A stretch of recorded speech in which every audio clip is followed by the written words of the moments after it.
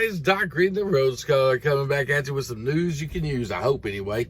Guys, I'm going to try to change up my format a little bit. I know a lot of you don't like hearing about the dart lease, or you don't like hearing about oil fields or my personal business and everything.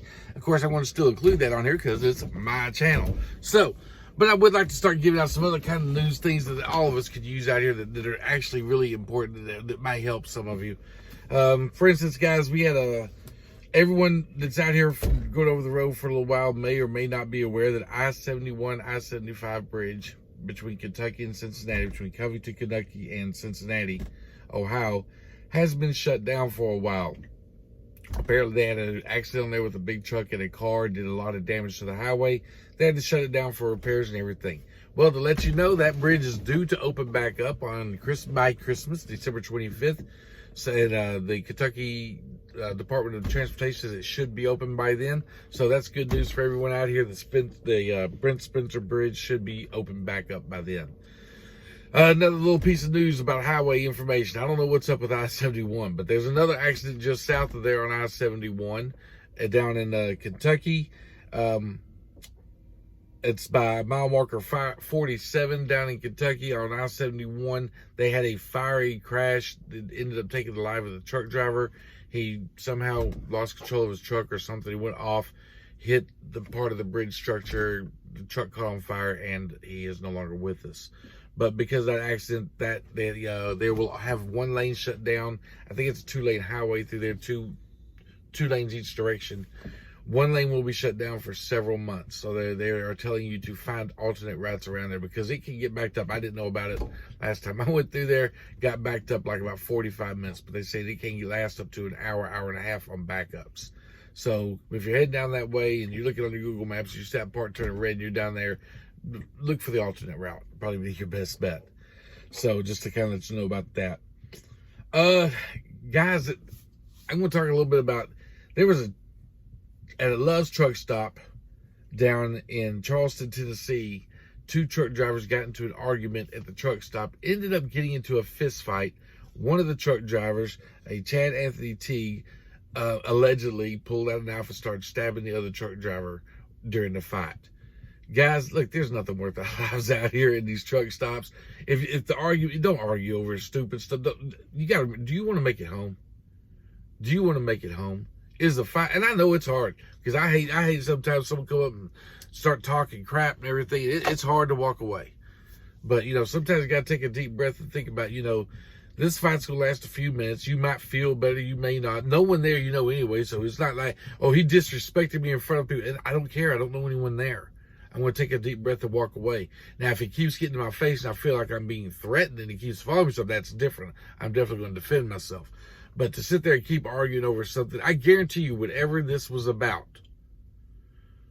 between 2 truck drivers who probably don't even know each other, whatever this was about that happened in that truck stop was not worth one of them ending up in the hospital and the other one facing charges.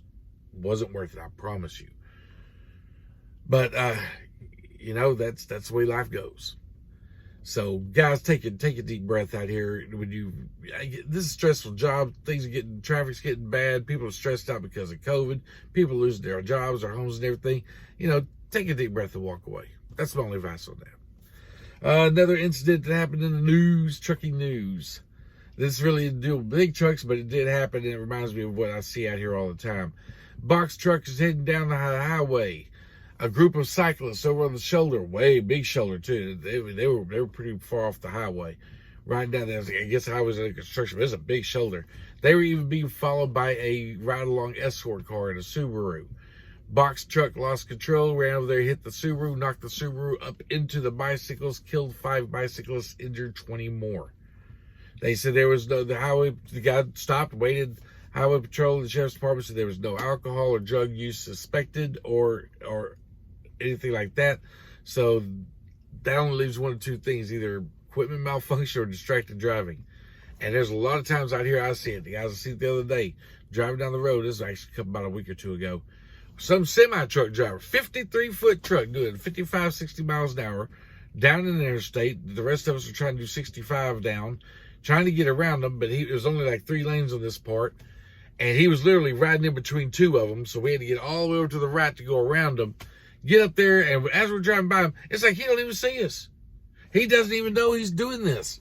His phone, his head's right down that phone, just like this. I don't know if his peripheral vision up ahead or something was catching the white line. He was trying to make sure he was staying on it because his truck was literally straddling that white line the whole way down. Just like this, on the phone, just driving, boy, just getting at it. If you're that into your phone, there's no way you're going to stop if someone stops in front of you and something happens.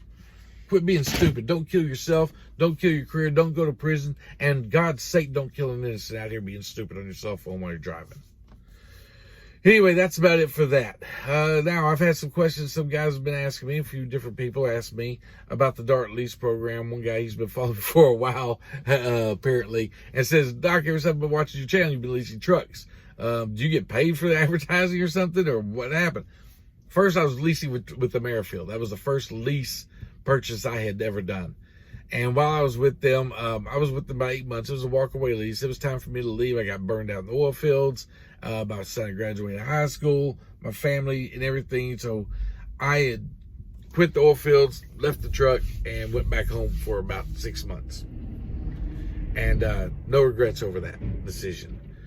So that was my first lease program. The second was a couple. Then I went back to work. I decided, you know what? I want to go back over the road because I mean the oil fields, boy, that could definitely wear out a truck driver. But anyway, so I decided I want to go back over the road and see what it's like now. You know, I haven't done it in probably 10 years. So I went back over the road. Now I have did other truck driving during that time period. I was intermodal and oil fields and other things. But so I want to go back over the road. Went with U.S. Express. That company sucks. God, these guys don't ever go to that company. Don't do it. Don't do it. But anyway, I was not lease purchase with them. I was company driver first because I wanted to see what they were like before I went and did the lease purchase. Needless to say, after a couple of months, I was done with them, and there was no way I was going to do a lease purchase with them because after talking to the drivers, see how often the trucks are in the shop, they take 3 or 4 weeks to work on a truck. They literally took 2 weeks to work on their own truck to get me back on the road. I mean, it was just ridiculous. So I was done with them. So I left them, went home, and then read this ad on Craigslist about DART. Actually, it wasn't about DART, but about all those great things that this company offers. So I decided to call up, end up being DART. So after talking to him and talking to a few other drivers, and I went on Facebook like a lot of you were doing and looking at these things and seeing how the lease and see what other drivers are saying. After talking to a lot of drivers and communicate with and everything, I thought, okay, I'll give it a try. And that's what I did. I came on DART, and now I'm lease purchase with DART. And someone asked me if I was advertising for them or do I get paid for advertising. No, I do not get paid for advertising. I wish it'd be nice. I wish some of the guys that go on here and get information and go out and go on to DART or decide to stay with DART would use me as a referral. You know, I get paid that way a little bit of extra money, but I don't. I don't get paid for anything from DART. Very rarely. I haven't had anyone use me and say that, yes, he referred me. And for me to get a referral bonus either. I do this because I'm a truck driver like the rest of you. I'm just giving you the information I'm sharing. Some of you like it, some of you don't. Some of you say you make more men. Some of you guys make $5 million a week driving your own authority and got a chauffeur-driven semi truck and how great life is for you. Great, I'm proud of you, man. I'm not doing this for you guys. I'm not trying to talk you out of yours and into this. Yep, you're talking to other truck drivers. I'm telling them my experience. Go do what you want to do. You know, do your own investigations. Go join the company you want to join. I'm telling you my experience. You know, so I get on here and on my Facebook page, if you go to Road Scholar Trucking Facebook, you can see some of my settlement statements. One guy misunderstood, thought it was like a week payment because it said $350, $250, one for like $1,100. And he goes, wow, I don't see you really making that much a week. I explained, no, that's each trip. I get paid each trip. We don't get paid once a week here, once every 2 weeks or anything. We get paid after you're done with your load, you get paid for that load. So yes, I make about $1,500. I make more than that on some weeks. I make less than that on some weeks. When I say $1,500, that's a rough average. You know, like this week, I'll probably make close to $1,800 a week. Some weeks, like if I come in the middle of the week back from home and I only come out here and like last week I had a bad week where I went back home in the middle of the week. And so last week I only made about $1,000. You know, it happens. But on average, I average about $1,500 a week. So that's what I put on here. So no, I don't get paid for advertising. I wish I did. Maybe if I ever monetize my YouTube channel, which I'm probably going to do here pretty soon, just to get little ads on there, so they get a little a little something, but it won't be much. I promise you that. But that's the only reason I put this stuff out here. And then I get some drivers on here who, like one driver got mad and Dart sucks and this and that and everything. And I don't mind. If you can explain why I'm wrong or something, or what your experience, by all means, put it in the comments below and everything. But just say Dart sucks is not really an explanation. Then after I read that, he came back and put on another comment. And after I got through explaining it, I realized it really wasn't Dart that had the problem. It was the driver. And I don't know, he signed a lease, got out here, started driving, and then his son got sick or something. He said he was driving all the miles he could get and not taking home $100 check, and I just don't see how that's possible, as y'all can see by looking at my settlements. I don't know. Was your truck in the shop a lot? I mean, there's a lot of questions I can't ask him, but I just don't see how, by the base statement he made, that it could be possible. So then after reading a little bit further, he says he went, he got out here on a lease program, then his son got sick for 3 or 4 weeks, so he had to go home, and then he fell behind, and he only made $100 check. And, well, if you are on a lease program and you go home for 3 or 4 weeks, and I don't know what the reason, I don't care what the reason is. It could be because God himself decided to come to your house and have dinner every night, and you want to go home and meet God. I don't know. But whatever it is, yeah, you're going to have a problem making your lease payments. You take that kind of time off. You can't do that. A lot of drivers out here think this is like company driving. They come out here, work 2.5, 3 weeks, go home 3 or 4 days, and come back to work or whatever, and they're going to make $1,500 a week, $1,600, $1,700 a week. No, it doesn't work that way. Not with lease. You got to hustle out here. You got to hook down. You can't be sitting there with your truck running all night. You can't be. There's a lot of things you do as a company driver you cannot do as a lease purchase driver and expect to make money. Like your company driver, your tires go flat, you go in, no big deal, go get them to replace them. Your lease purchase, you got to pay for those tires. Comes out of your maintenance account. So a lot of things you need to take into consideration. That's all I'm saying. People say, well, you can make a lot more money with this other company. That's great. Please comment below. Leave the information. I'm not with those companies. I don't know. I try to talk to the recruiters. They don't really care to talk to me because I'm not driving for them. Just the way that works. So on this channel, I try to give you the best information I can. I try to help you out all I can. But no, sir, I do not get paid for advertising.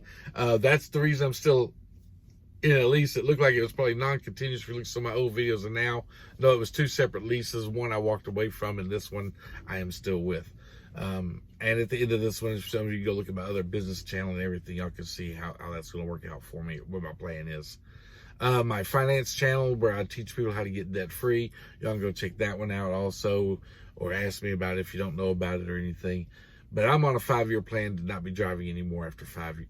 Well, I was on a 6-year plan. I'm now down to 5 years and 5 months left, and I will not be driving anymore. I'll have enough trucks out here running where I can spend the rest of my time at home running my business that way, and also running the financial side of my business and everything.